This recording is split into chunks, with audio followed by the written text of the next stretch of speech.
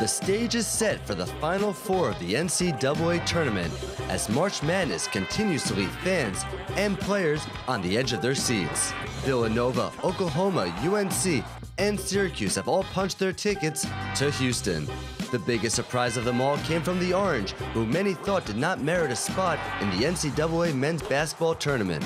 But once they were in, the number 10 seed provided plenty of drama for everyone watching. Despite Syracuse being down by 16 points in the game, the Orange came back in style to upset the Cavaliers 68-62. It's great for this team because I only look at the basketball side. I mean, I thought we deserved to be in the tournament, but certainly I wasn't planning on getting to the Final Four. Syracuse awaits UNC, who are amongst the top number 1 seeded teams and the only one remaining after beating Notre Dame in the Elite Eight. The Tar Heels are filled with talent as seniors Bryce Johnson and Marcus Page will try to deliver the school's 3rd national championship in the Roy Williams era. With their last NCAA title just 7 years ago, UNC are favorites to win it all again. Can't be any happier for these guys and the ones in those locker rooms than I am right now. It was a sensational basketball game. The other semifinal matchup will be a battle of 2 great teams in a clash of number 2 seeds. Villanova knocked out the number 1 overall team, the Kansas Jayhawks, who many had winning it all this year. But as usual, March Madness is unpredictable as the Wildcats shocked Kansas 64-59, setting them off to the Final Four for the first time since 2009. I'm so proud of these guys. They got me. They got me really bad in the locker room. It was reminiscent of the Big East Championship. I should have anticipated, but I wear it as a badge of honor. Villanova will be up against Oklahoma in a rematch in which the Sooners dominated the Wildcats by 23 points at Pearl Harbor in December.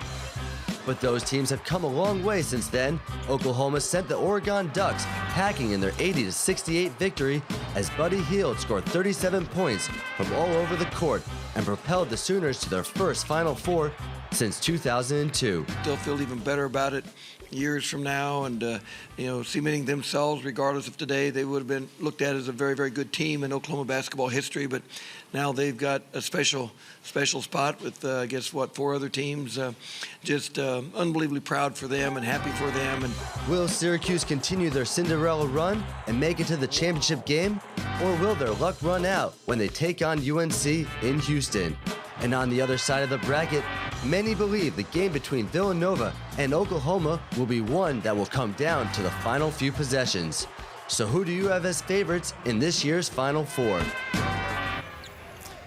And here to talk some hoops are the guys with a beard, Danny Swibel and Michael Friedman. Thank you for coming. That's us. Thanks for having us. That is you. Michael, we'll start with you. You're a Duke fan, which means this coming Monday you take off your crown, give it to someone else.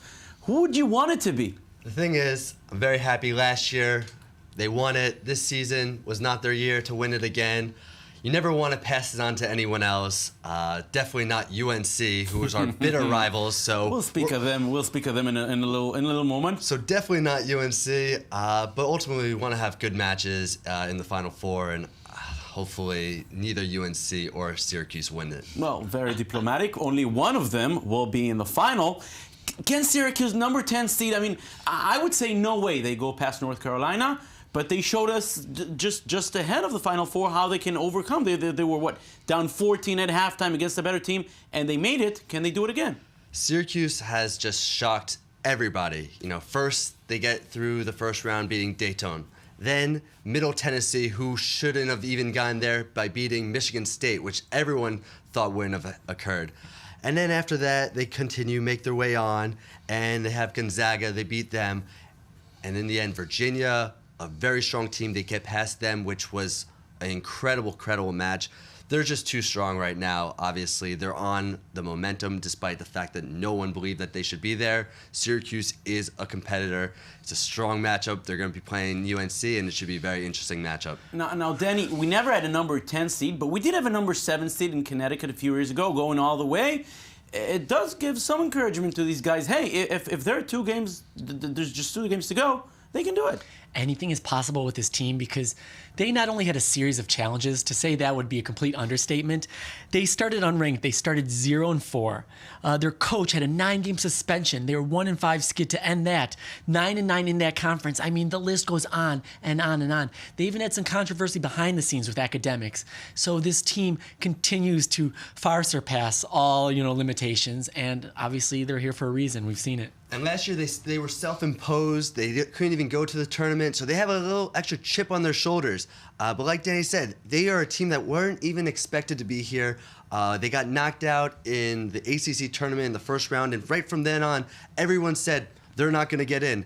They make it in, and they're shocking everybody. And they say their 13 losses this season ties it for the most of any Final Four team. So definitely they continue to just surpass all odds. Only they also now have to surpass North Carolina. The Tar Heels, they are so good. I would say no chance for Syracuse, but hey, they showed us they can do miracles. But then again, North Carolina, they're very, very strong. I also got some very juicy stats for you. I mean, not only has the Final Four come with North Carolina blue almost every time, it's been actually 24.4% of the time. 1 in every 4. So think about it. That's 19 appearances. That means they were in 8 different decades, 10 different presidential administrations in 11 different states. And one Michael Jordan, I mean. That's right, one Michael Jordan. So Can't forget Chicago, Michael right? Jordan. Chi-town. So you take away Kentucky, and North Carolina has been in more Final Fours than the rest of the entire SEC combined. That is absolutely insane. I mean, they're a storybook waiting to happen year in, year out. So great semifinal in this one. Michael, I want to ask you about the other one. What a game we should expect between Oklahoma and Villanova. Anything's possible, no favorites there. Very, very intense, that game. Very intense. This is going to be definitely a matchup for the end. Villanova, strong team. Chris Jenkins is the key man for Villanova. They put so much pressure on them to perform, to play their best, and it's a team that really has just enormous amount of talent. But then you have the Sooners, Oklahoma. What can happen with them? Buddy Hield, he's been the man for the Sooners, scoring crazy amounts of points, averaging 30 points a game. So really, it's going to be a chance for each of those teams to try and stop their talented stars. Buddy Hield, will he be able to continue the performance, bring Oklahoma to the Final Four, to the championship? Will be seen. So both semifinals, we should say, are Saturday night, finals Monday night. We shall see. Here are two people that will not get a lot of sleep this weekend. Danny Swibel, Michael Friedman, thank you very much.